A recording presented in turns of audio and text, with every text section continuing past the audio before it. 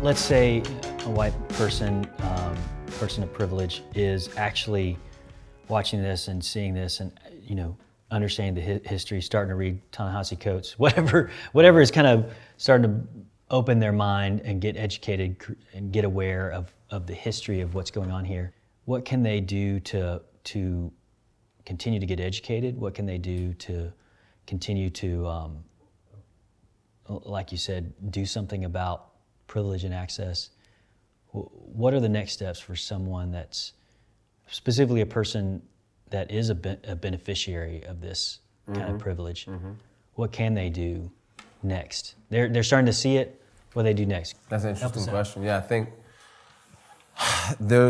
I'm assuming that, the world, it's almost like the Matrix, right? You realize there's a whole nother world out there. There's another layer to the world that you're like, this is pretty deep. I didn't, I think one is you don't panic, because I think the natural tendency is to almost overcompensate. And then you start making all kinds of mistakes in what you say and how you interact with people. You're like, let me move to Africa. And it's like, I think you just take a couple breaths, calm down. But I will say I think the gospel has an answer. So Jesus' interactions and how he tells us to interact with one another, I think has all the answers. And I think at the end of the day, what we see consistently is being charged from the disciples and from Jesus to the followers is that your life is not your own. And we live our lives for the benefit and the mutual edification of other people, right? So if it's figuring out, man, where do I play in the role of racial justice? I would say it's one, understanding the truth, continue to educate yourself in the truth, and then trying to inform other people, right? Inform other people and, white brothers and sisters, minorities, whoever, just trying to continue the conversation. And I think the other thing is doing it in love, doing everything in love, doing everything in humility, obviously. But then trying to figure out, one, is if we believe that we are trying to restore all things to the image of God, if we acknowledge that there are broken systems, then I think it only makes sense to try to restore broken systems in a form that would be a pleasing, that looks like kingdom business, right? So housing, right? Like, it's how do we stop predatory lending? How do we stop denying rightful people the ability to get loans, right? How do we, even in the sense that there are people who have been struggling to get loans, how do we make systems or think through systems or think innovatively about creating opportunities for people to get loans? And that's just one form of the struggle. That's just housing. Then you got education. Then you have the criminal justice system. Then you have the political structures. I mean, there's so many. It's exhausting. And this is why you can't just think like, I'm going to go out and tackle this myself.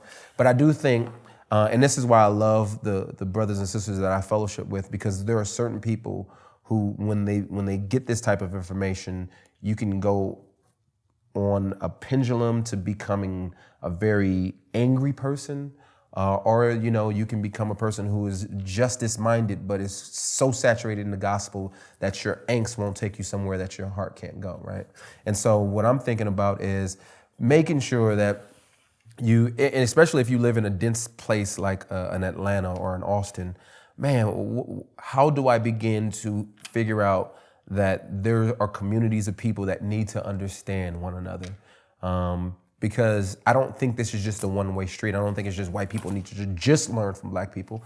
I think black people can benefit in understanding a lot from our white brothers and sisters as well.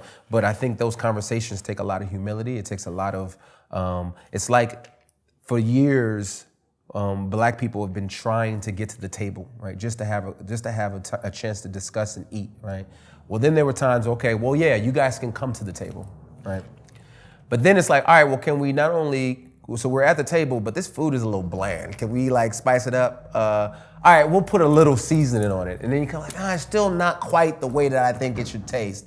Well, we're complaining. Well, you guys are complaining about the groceries? Like, well, give us an opportunity to not only come to the table and eat the food, but like let us cook and also let us, buy the groceries, right?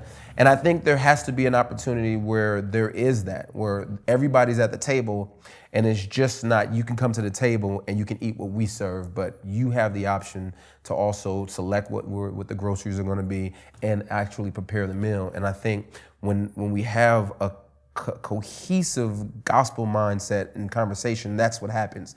Multiple people are bringing their dishes to the table and saying, hey, taste this, and boom. But I also feel like there are going to be people who get this and they don't live around black people, right?